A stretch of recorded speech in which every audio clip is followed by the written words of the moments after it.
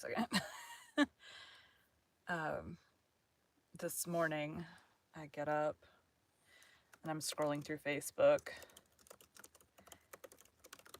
Robinson Crusoe 1-4. I'm scrolling through Facebook, and as happens often, Facebook's like, "Hey, here's this reel of yours. Do you want to promote it?" Which I don't.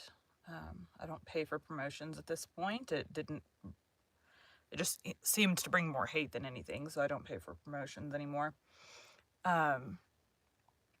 But I see this video and it's from yesterday.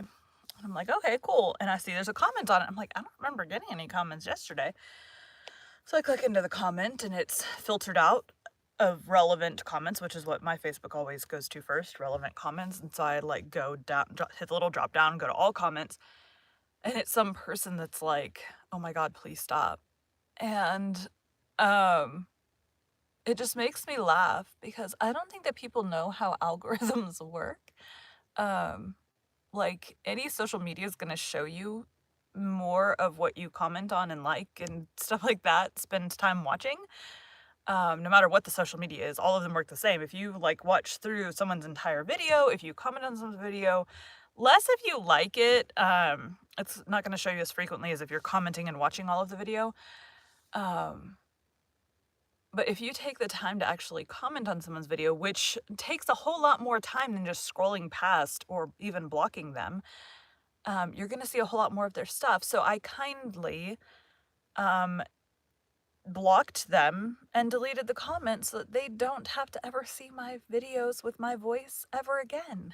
I just always kind of figure that like my voice must match up with like someone that they don't like whether that be their ex or like a school bully or someone they don't like at work or whatever the case may be. I just always assume that that's the case. But the reality is, like, I do this podcast for free. I do not get paid to do this. I do get paid to narrate audiobooks and have narrated over 80 audiobooks in the last less than 2 years, which is an insane number. Most narrators do not do that many audiobooks. Maybe people who are doing it full time, but at least most narrator friends that I have are not doing it at that quantity. So, and a lot of repeat authors, a lot of like authors that I do multiple for, but I also know that like not every book is like classic novel wise. I got a comment on a video about Huck Finn yesterday, someone saying, I guess I did get a comment yesterday, someone saying, "Did you know that this book has been banned in a lot of places?" And I'm like, it doesn't surprise me at all because like the language that's used in that book, which I did change some of it and some of it I left in because it needed to be there to distinguish. Like there were two Joes. There was a not very nice word used to describe one of the Joes, but not the other Joe. And so I had to use the not so nice word a couple of times. But I can do what I want on my podcast because while it has been banned in libraries and stuff like that, unless my podcast host decides to pull it down, podcast platforms could decide not to do it. But just because it's banned in one place doesn't mean that it can't be anywhere else. But that would just be one book. The likelihood of me getting banned would be very slim, I would think. I don't know. Anyways, but like some books like Robinson Crusoe, it's told from entirely a male perspective, so I'm in a male voice the entire time. I just know that like that's not going to go over well with some people, and you know what? That's okay. You don't have to listen to this. You can scroll on by. Anyways, let's get started. I have an hour and 10 minutes. This next one is like, I don't know if I'll be getting 1 or 2 done today. This next one is 43 minutes and the next one is 39 minutes. So I'm thinking we're just going to get 1 done today. Those are 2 very long episodes. Now I have found that with this one, typically my word count I have like a spreadsheet that I use that I pop in how many words are in each chapter, and I use this for my audiobooks too. I pop in how many words are in the chapter, and then it will give me an idea of how long it's going to be. Typically, with most audiobooks, it is pretty spot on accurate. I might be slightly like a minute or 2 over, a minute or 2 under, but it's going to be pretty spot on. With these ones, I've been consistently significantly under, like 5 to 10 minutes under on most of them, which tells me that a large majority of the words are small words, which come out of the mouth faster. So, I don't know. We're gonna go. Probably gonna have to turn the air conditioner on in the middle of this. Today we'll be continuing The Life and Adventures of Robinson Crusoe by Daniel Defoe. Chapter 14, A Dream Realized. Stomach just made a noise. Having now brought all my things on shore and secured them, I went back to my boat, and rowed or paddled her along the shore to her blah blah blah blah. And rowed or paddled her along the shore to her old harbor, where I laid her up and made the best of my way to my old habitation, where I found everything safe and quiet. I began now to repose myself, live after my old fashion, and take care of my family affairs. And for a while I lived easy enough, only that I was more vigilant than I used to be, looked out oftener, and did not go abroad so much. And if at any time I did stir with any freedom, it was always to the east part of the island, where I was pretty well satisfied the savages never came, and where I could go without so many precautions and such a load of arms and ammunition as I always carried with me if I went the other way. My stomach just made another noise. I lived in this condition near 2 years more, but my unlucky head, that was always to let me know it was born to make my body miserable, was all these 2 years filled with projects and designs how, if it were possible, I might get away from this island. Car.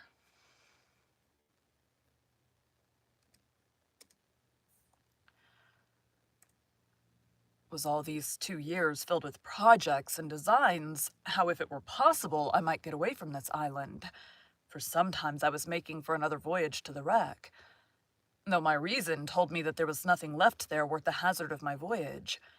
Sometimes for a ramble one way, sometimes another.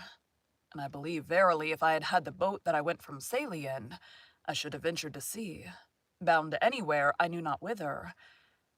I have been in all my circumstances a memento to those who are touched with the general plague of mankind, whence for aught I know one half the blah blah blah blah blah. Whence, for all I know, damn it. Whence, for aught I know, one half of their miseries flow. I mean that of not being satisfied with the station wherein God and nature hath placed them, for not to look back upon my primitive condition, and the excellent advice of my father, the opposition to which was, as I may call it, my original sin.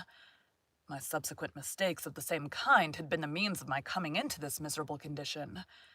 Or had that providence which so happily seated me at the Brazils as a planter blessed me with confined desires, and I could have been contented to have gone on gradually, I might have been by this time, I mean in the time of my being in this island, one of the most considerable planters in the Brazils. Nay, I am persuaded that by the improvements I had made in that little time I lived there, and the increase I should probably have made if I had remained, I might have been worth 100,000. How do you say that word? I've never even seen that word. I have no idea what that word means.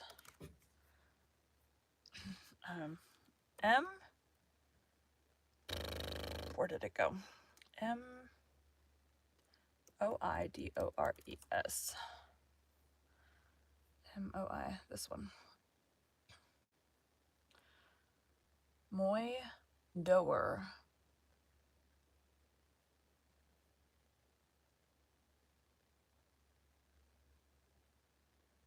Moi doer. I think that's right. Moidores. I had to Google. Moi de Ray. Moi de Ray.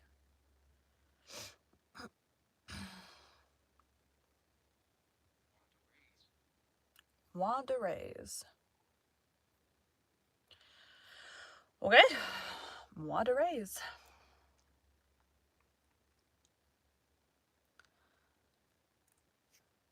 I might have been worth 100,000 mois de Rays, And what business had I to leave a settled fortune, a well-stocked plantation improving and increasing, to turn supercargo to Guinea to fetch Negroes, when patience and time would have so increased our stock at home that we could have bought them at our own door from those whose business it was to fetch them.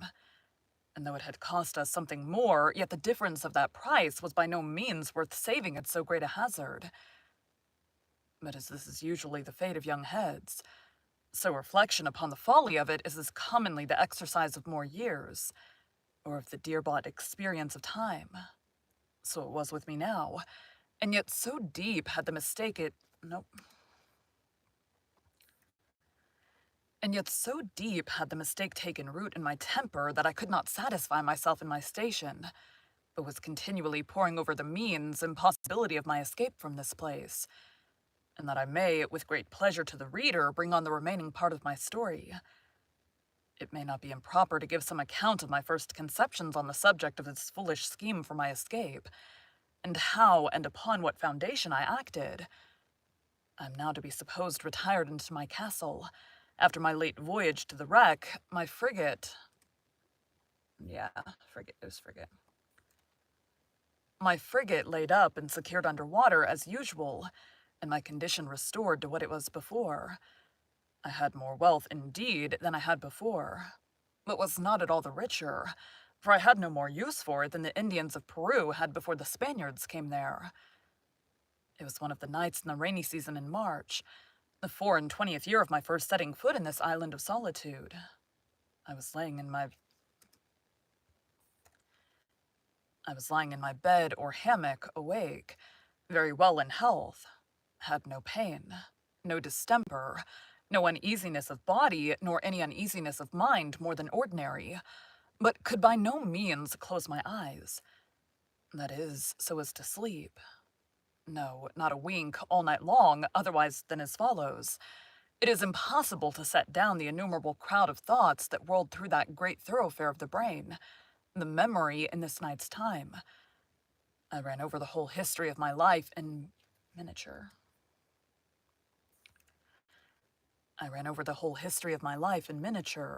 Or by abridgment, as I may call it, to my coming to this island, and also of that part of my life since I came to this island.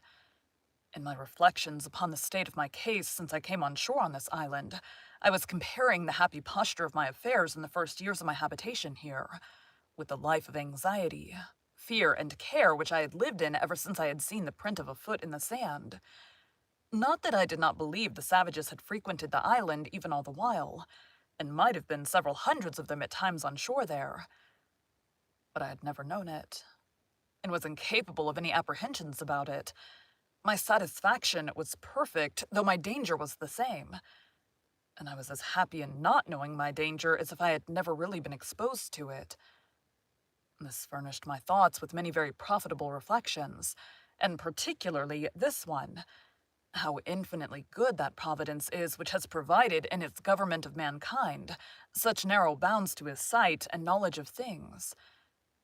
And though he walks in the midst of so many thousand dangers, the sight of which, if discovered to him, would distract his mind and sink his spirits, he is kept serene and calm by having the events of things hid from his eyes, and knowing nothing of the dangers which surround him.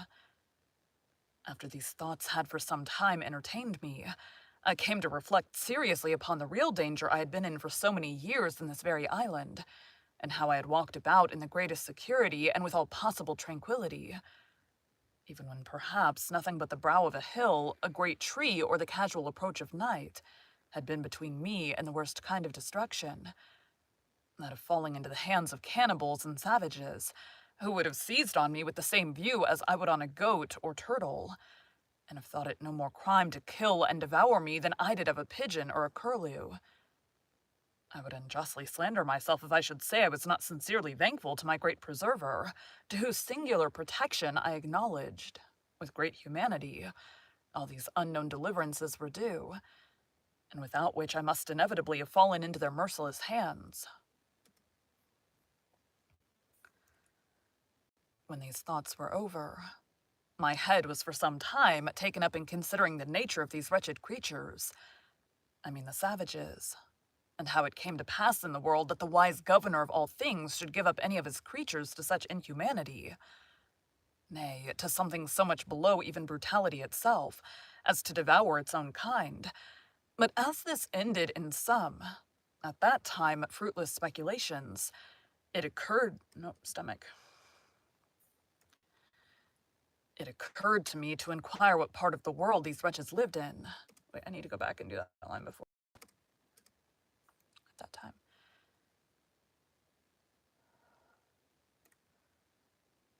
Some.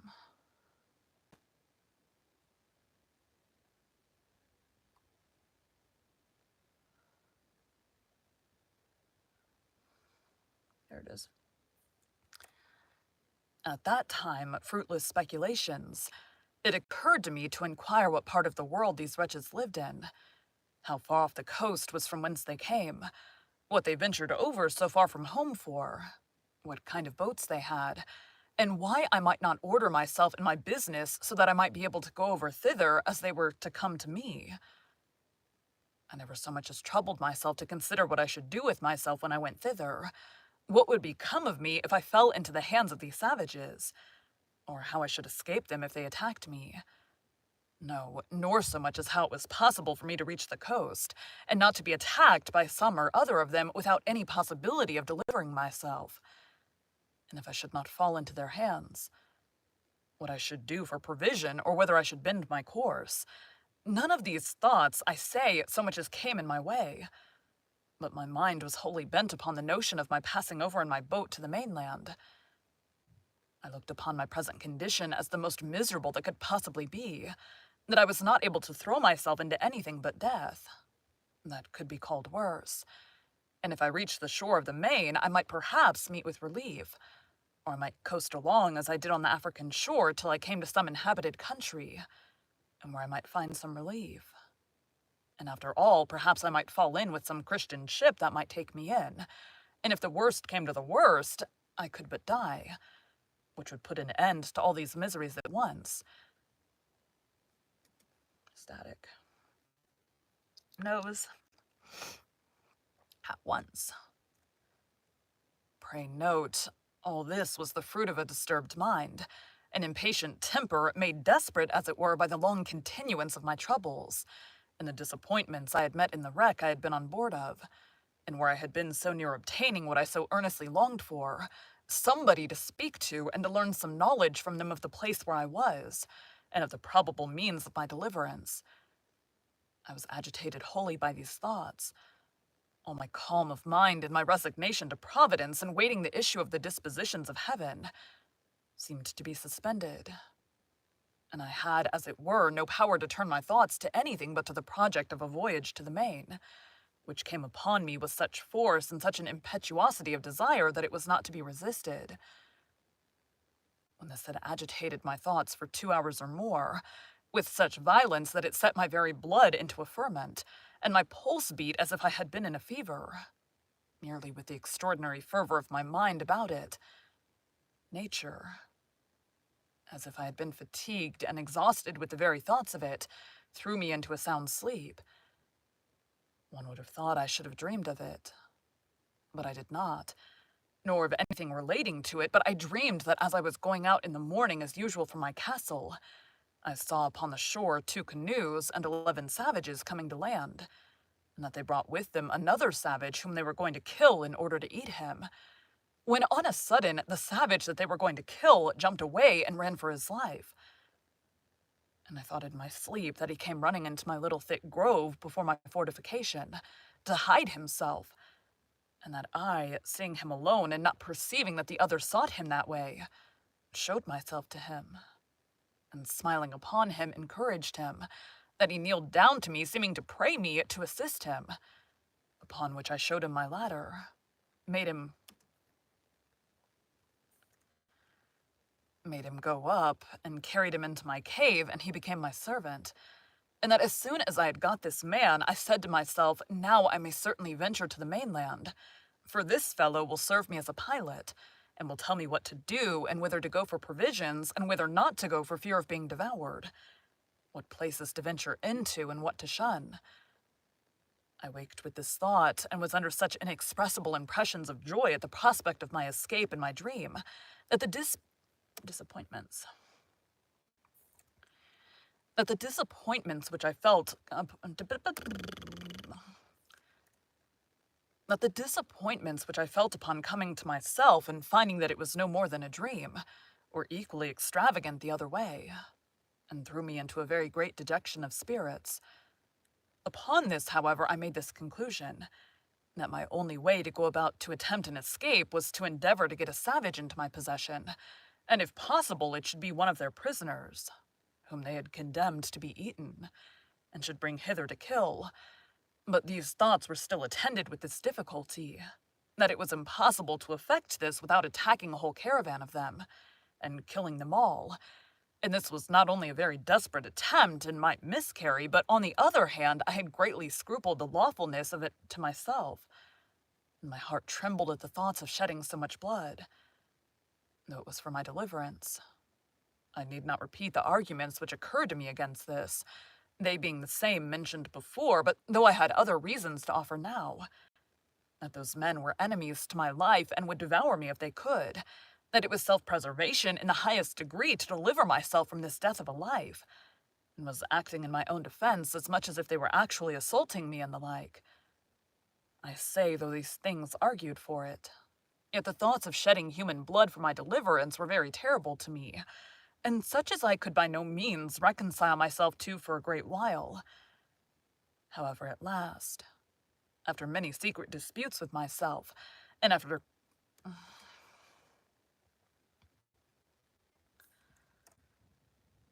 great perplexities about it, for all these arguments, one way and another, struggled in my head a long time. The eager, prevailing desire of deliverance at length mastered all the rest, and I resolved, if possible, to get one of these savages into my hands, cost what it would. My next thing was to contrive how to do it, and this indeed was very difficult to resolve on, but as I could pitch upon no probable means for it, so I resolved to put myself upon the watch, to see them when they came on shore and leave the rest to the end, taking such measures as the opportunity should present, let what would be.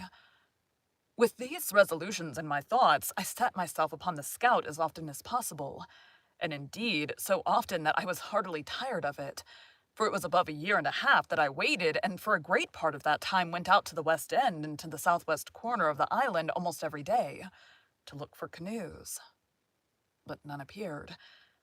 This was very discouraging, and began to trouble me much, though I cannot say that it did in this case, as it had done some time before. We're off stomach.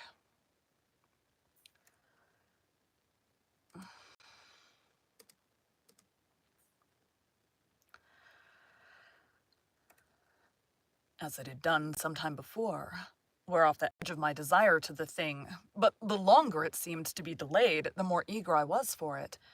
In a word, I was not at first so careful to shun the sight of these savages, and avoid being seen by them, as I was now eager to be upon them. Besides, I fancied myself able to manage one, nay, 2 or 3 savages if I had them, so as to make them entirely slaves to me, to do whatever I should direct them, and to prevent their being able at any time to do me any hurt. It was a great while that I pleased myself with this affair. Loud car. It was a great while that I pleased myself with this affair, but still nothing presented itself. All my fancies and schemes came to nothing, for no savages came near me for a great while. All right, we're going to turn on the air conditioner for a minute.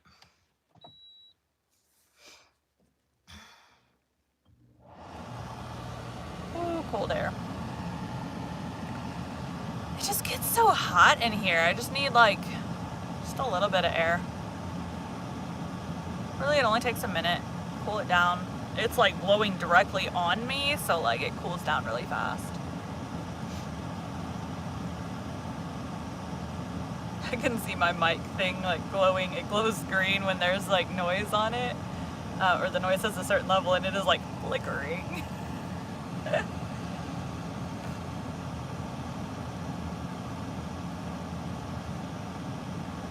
Okay. Just a little bit. Just pull it down a little bit in here.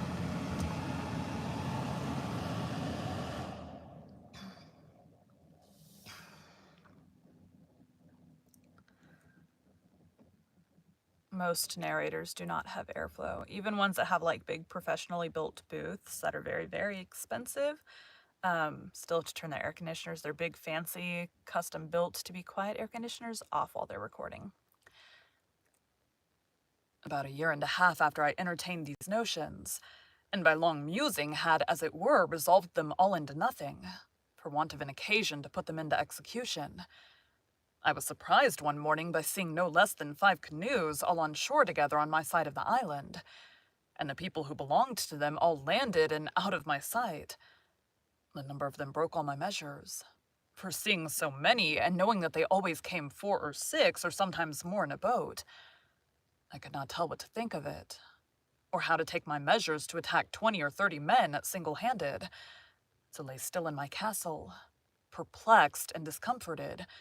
However, I put myself into the same position for an attack that I had formerly provided, and was just ready for action if anything had presented. Having waited a good while, listening to hear if they made any noise, at length being very impatient, I set my guns at the foot of my ladder, and clambered up to the top of the hill by my 2 stages as usual, standing so, however, that my head did not appear above the hill, so that they could not perceive me by any means. Here I observed by the help of my perspective glass that they were no less than 30 in number, that they had a fire kindled, and that they had meat dressed. How they had cooked it I knew not, or what it was, but they were all dancing, in I know not how many barbarous gestures and figures, their own way round the fire. While I was thus looking on them, I perceived by my perspective 2 miserable wretches dragged from the boats, where it seems they were laid by and were now brought out for the slaughter. I perceived one of them immediately fall, being knocked down, I suppose, with a club or wooden sword, for that was their way, and 2 or 3 others were at work immediately cutting him open for their cookery, while the other victim was left standing by himself till they should be ready for him. In that very moment, this poor wretch, seeing himself a little at liberty and unbound, nature inspired him with hopes of life, and he started away from them and ran with incredible swiftness across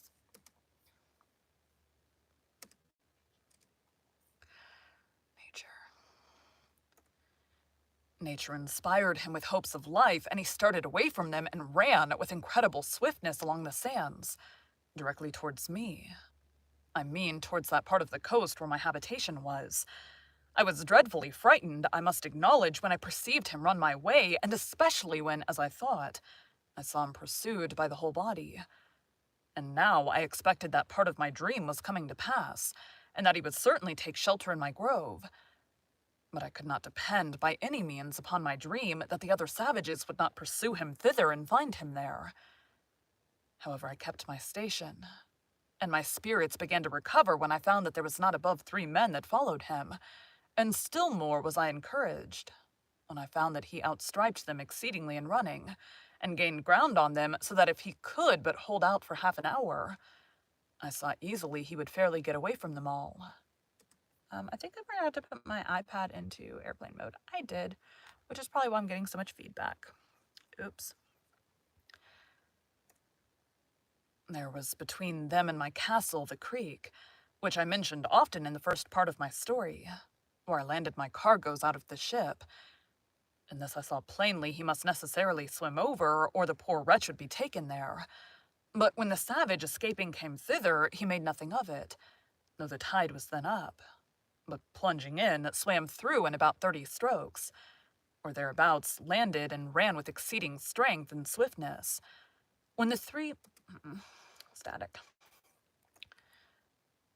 persons came to the creek, I found that 2 of them could swim, but the third could not, and that standing on the other side, he looked at the others, but went no farther, and soon after went softly back again, which, as it happened, was very well for him in the end. I observed that the 2 who swam were yet more than twice as strong swimming over the creek as the fellow was that fled from them. It came very warmly upon my thoughts, and indeed irresistibly, that now was the time to get me a servant, and perhaps a companion or assistant, and that I was plainly called by Providence to save this poor creature's life. I immediately ran down the ladders with all possible expedition, fetched my 2 guns, for they were both at the foot of the ladders, as I observed before, and getting up again with the same haste to the top of the hill, I crossed towards the sea, and having a very short cut and all downhill, placed myself in the way between the pursuers and the pursued, hallooing aloud to them that fled, who, looking back, was at first perhaps as much frightened at me as at them. Excuse me, at them. But I beckoned with my hands to him to come back, and in the meantime I slowly advanced towards the two that followed, and then rushing at once upon the foremost, I knocked him down with the stock of my piece. I was loath to fire, because I would not have the rest hear, though at that distance it would not have been easily heard.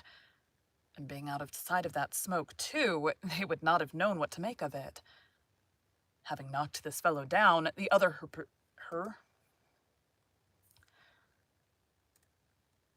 Having knocked this fellow down, the other who pursued him stopped, as if he had been frightened, and I advanced towards him.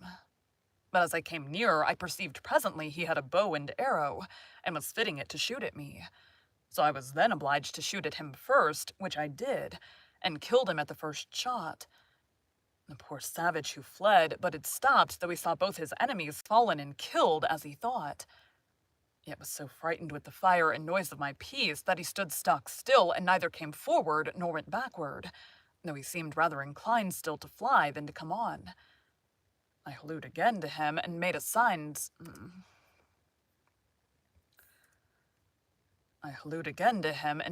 to come forward, which he easily understood, and came a little way, then stopped again, and then a little farther, and stopped again. And I could then perceive that he stood trembling as if he had been taken prisoner, and had just been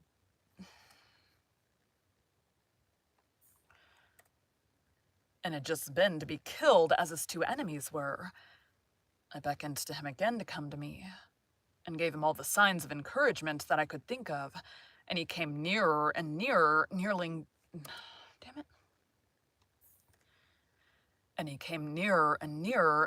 down every 10 or 12 steps in token of acknowledgment for saving his life.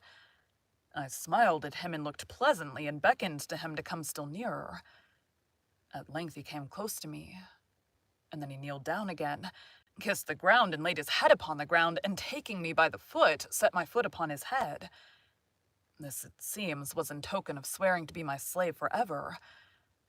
I took him up and made much of him, and encouraged him all I could, but there was more work to do yet, for I perceived the savage whom I had knocked down was not killed, but stunned with the blow, and began to come to himself.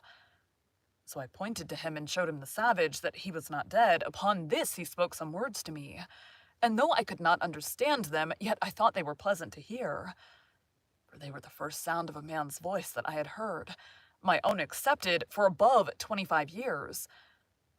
But there was no time for such reflections now. The savage who was knocked down recovered himself so far as to sit upon the ground, and I perceived that my savage began to be afraid. But when I saw that, I presented my other piece at the man as if I would shoot him. Upon this, my savage, for so I call him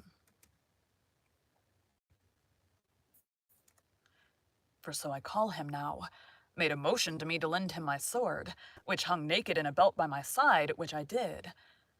He no sooner had it, but he runs to his enemy, and at one blow cuts off his head so cleverly no executioner in Germany could have done it sooner or better, which I thought very strange for one who, I had reason to believe, never saw a sword in his life before except their own wooden swords.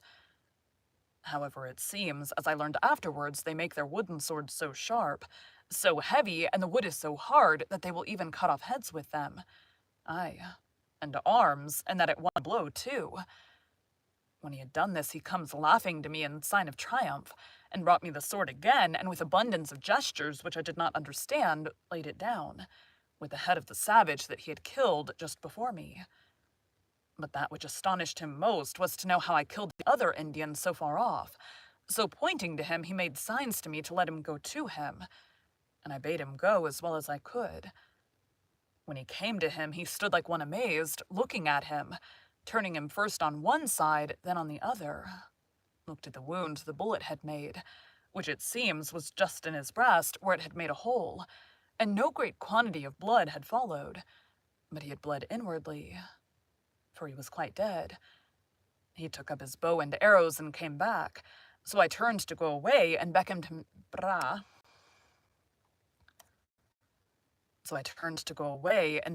to follow me, making signs to him that more might come after them. Upon this, he made signs to me that he should bury them with sand, that they might not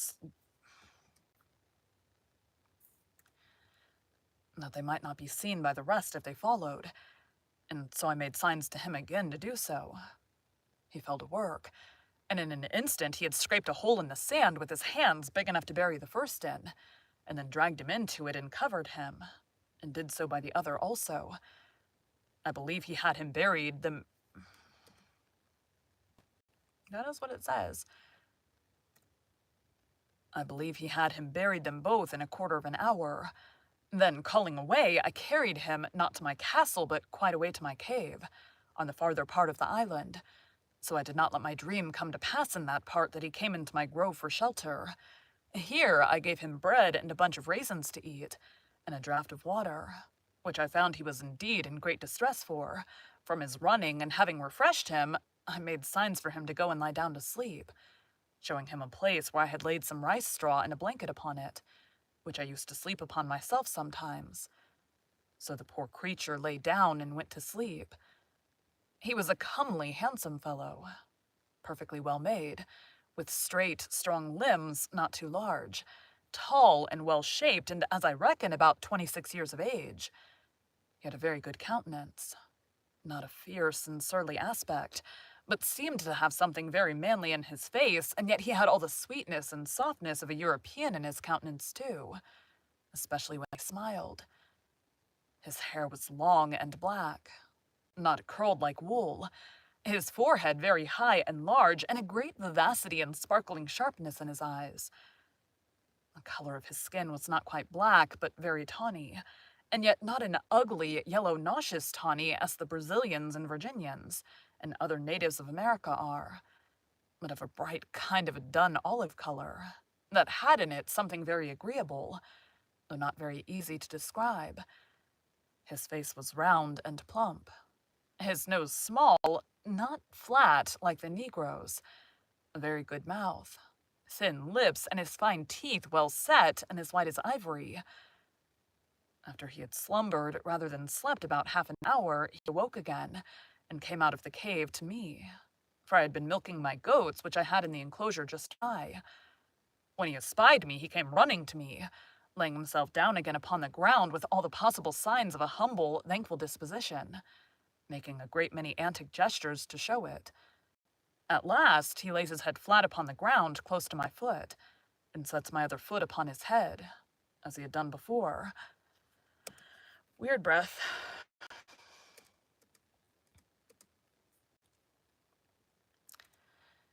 As he had done before, and after this made all the signs to me of subjection, servitude, and submission imaginable, to let me know how he would serve me so long as he lived.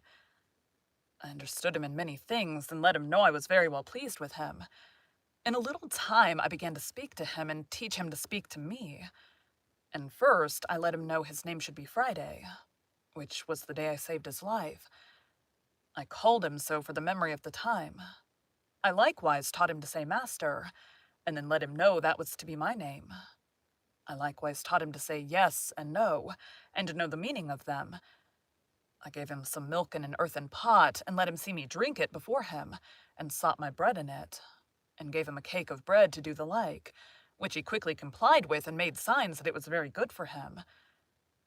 I kept there with him all that night, but as soon as it was day, I beckoned to him to come with me, and let him know I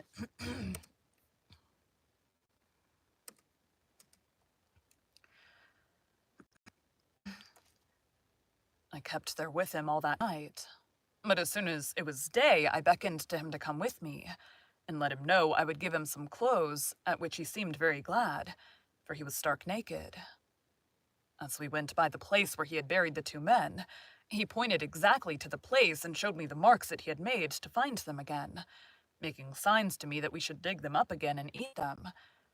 At this I appeared very angry, expressed my abhorrence of it, made as if I would vomit at the thoughts of it, and beckoned with my hands to him to come away, which he did immediately with great submission.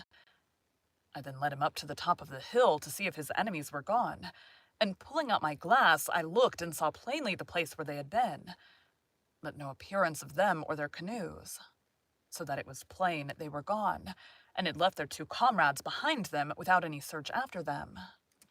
Side note, this is probably, I don't remember what kind, I think it was Brazil. Listened to a while back a podcast about brain-eating bacteria or something, and it was like the cannibals from the particular culture would get this, like, essentially it would drive them crazy. It was these, like, it was from eating the brains of the people they were eating. Yeah, so I wonder if this is that same group of people. Who knows? I'm gonna turn on the air conditioner for a minute.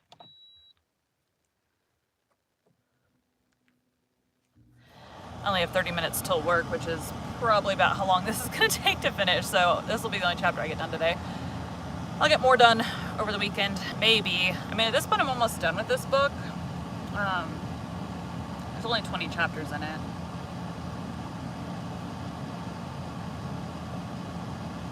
The next one has shorter chapters. Not by much, but a little bit.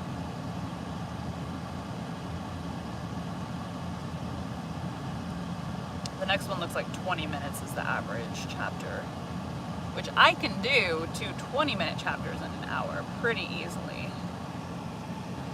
It's these 45-minute suckers, which is what most of Robinson Crusoe is, like 30, 35, 40 minutes.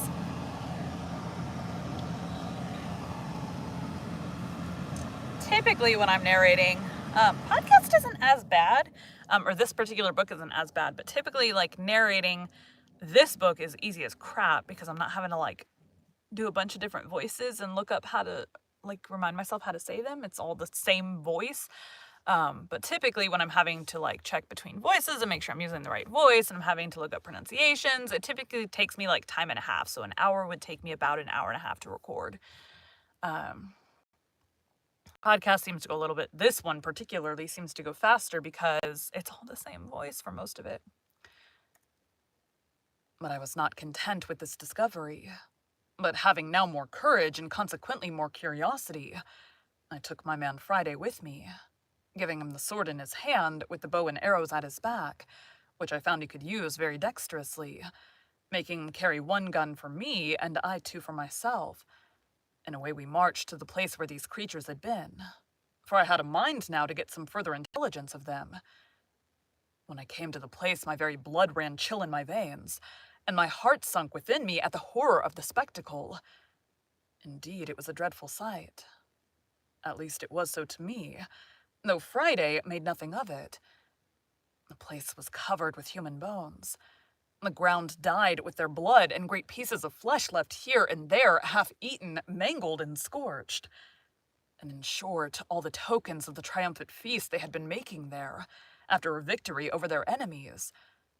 I saw 3 skulls, 5 hands, and the bones of 3 or 4 legs and feet, an abundance of other parts of the bodies. And Friday, by his signs, made me understand that they brought over 4 prisoners to feast upon, that 3 of them were eaten up, and that he, pointing to himself, was the 4th. That there had been a great battle between them and their next king, of whose subjects it seems he had been one, and that they had taken a great number of prisoners, all which were carried to several places by those who had taken them in the fight, in order to feast upon them, as was done here by these wretches upon those that brought hither,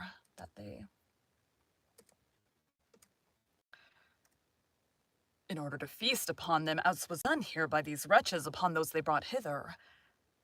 I caused Friday to gather all the skulls, bones, flesh, and whatever remained, and lay them together in a heap, and make a great fire upon it, and burn them all to ashes.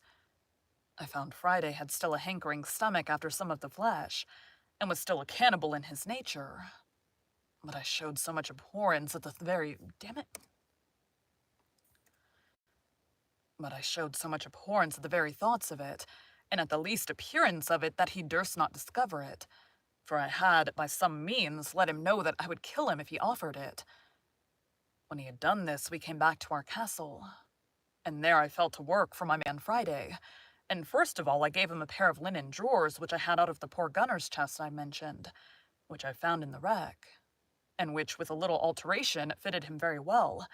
And then I made him a jerkin of goat's skin, as well as my skill would allow, for I was now grown a tolerably good tailor, and I gave him a cap which I made of hareskin, very convenient and fashionable enough, and thus he was clothed, for the present, tolerably well, and was mighty well pleased to see himself almost as well clothed as his master.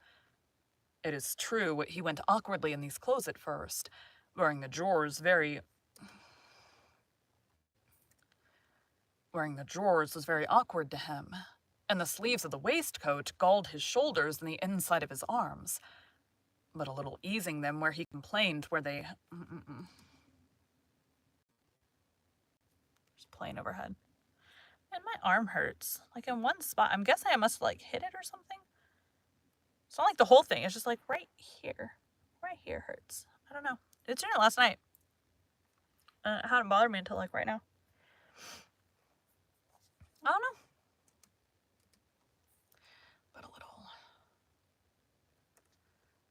But a little easing them where he complained they hurt him, and using himself to them.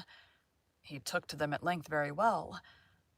The next day, after I came home to my hutch with him, I began to consider where I should lodge him, and that I might do well for him and yet be perfectly easy myself.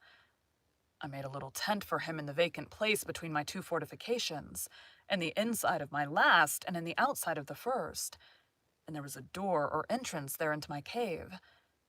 I made a formal framed door case, and a door to it of boards, and set it up in the passage, a little within the entrance. And causing the door to open in the inside, I barred it up in the night, taking in my ladders too, so that Friday could no way come at me in the inside of my innermost wall, without making so much noise, and getting over that it must needs awaken me. For my first wall had now a complete roof over it of long poles, covering all my tent and leaning up to the side of the hill, which was again laid across with smaller sticks, instead of laths, and then thatched over a great thickness with rice straw, which was strong like reeds. And at the hole or place which was left to go in or out by the ladder, I had placed a kind of trap door, which if it had been attempted on the outside would not have opened at all, but would have fallen down and made a great noise. As to weapons, I took them all into my side every night. But I needed none of all this precaution, for never man had a more faithful, loving, sincere servant than Friday was to me. Without passions, sullenness, or designs, perfectly obliged and engaging, his very affections were tied to me, like those of a child to a father, and I dare say he would have sacrificed his life to save mine upon any occasion whatsoever. The many testimonies he gave me of this put it out of doubt, and soon convinced me that I needed to use no precautions for my safety on his account. This frequently gave me occasion to observe, and that with wonder, that however it had pleased God in his providence and in the government of the works of his hands, to take from so great a part of the world of his creatures the best uses to which their faculties and the powers of their souls are adapted, yet that he had bestowed upon them the same powers, the same reason, the same affections, the same sentiments of kindness and obligation, the same passions and resentments of wrongs, the same sense of gratitude, sincerity, fidelity, and all the capabilities of doing good and receiving good that he has given to us, and that when he pleases to offer them occasions of exerting these, they are as ready, nay, more ready to apply them to the right uses for which they were bestowed than we are. This made me very melancholy sometimes, in reflecting, as the several occasions presented, how mean a use we make of all these, even though we have these powers enlightened by the great lamp of instruction, the Spirit of God, and by the knowledge of his word added to our understanding, and why it has pleased God to hide the like saving knowledge from so many millions of souls, who, if I might judge by this poor savage, would make a much better use of it than we did. From hence I sometimes was led too far to invade the sovereignty of Providence, and as it were, arraign the justice of so arbitrary a disposition of things that should hide the sight from some.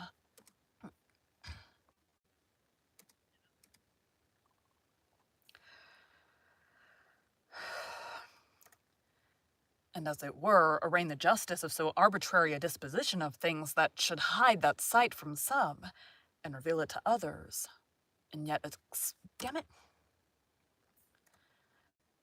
and yet expect a like duty from both. But I shut it up and checked my thoughts with this conclusion. First, that we did not know by what light and law these should be condemned, but that as God was necessarily and by the nature of his being infinitely holy and just, so it could not be. But if these creatures were all sentenced to absence from himself, it was on account of sinning against the light, which, as the scripture says, was a law to themselves, and by such rules as their consciences would acknowledge to be just, through the foundation, though the foundation was not discovered to us. And secondly, that still as we are all the clay in the hand of the potter, no vessel could say to him, "Why hast thou formed me thus?" But to return to my new companion, I was greatly delighted with him, and made it my business to teach him everything that was proper to make him useful, handy, and helpful, but especially to make him speak and understand me when I spoke. And he was the aptest scholar that ever was, and particularly was so merry, so constantly diligent, and so pleased when he could but understand me or make me understand him, that it was very pleasant for me to talk to him. Now my life began to be so easy that I began to say to myself that could I but have been safe from more savages, I cared not if I was never to remove from the place where I lived. Thank you for joining Bite at a Time Books today, while we read a bite of one of your favorite classics. Again, my name is Bree Carlile, and I hope you come back tomorrow for the next bite of the life and adventures of Robinson Crusoe. Yeah, that actually came in about 10 minutes less than what it was estimated at. Anyways, it is what it is. I mean, what I don't want to do, like, I have 22 minutes until work. So what if the next chapter, which says it's supposed to be, where's it at? 39 minutes. What if it actually comes in at 39 minutes and I don't have enough time? So, I will try to get whatever done, and then what I don't get done. So today's Wednesday, so I have Thursday, Friday still. So tomorrow I'll probably only have time to get one done, and then hopefully 2 on Friday, but probably won't be 2 on Friday. And then I will finish up on Saturday and Sunday. I'll probably just do a long recording day on Saturday and get it over with. And then I get to start on the next book. So today aired chapter 4, and we just recorded chapter 14. So I am currently 10 days ahead. But I would like to be finished with this book because these chapters are long as crap. I'm tired of them. So I don't know how. Next is Little Women, and Little Women chapters range from, I got some that were like 10 minutes, 12 minutes, to, there are a few, there's like one that's 46, one chapter that's 46 minutes. The rest are 30 minutes or less. Actually, there's one that's like 39. But I don't know how accurate those word counts are, so we'll see. Anyways, that is all for today. Thanks for joining me, and I am going to start doing my day job.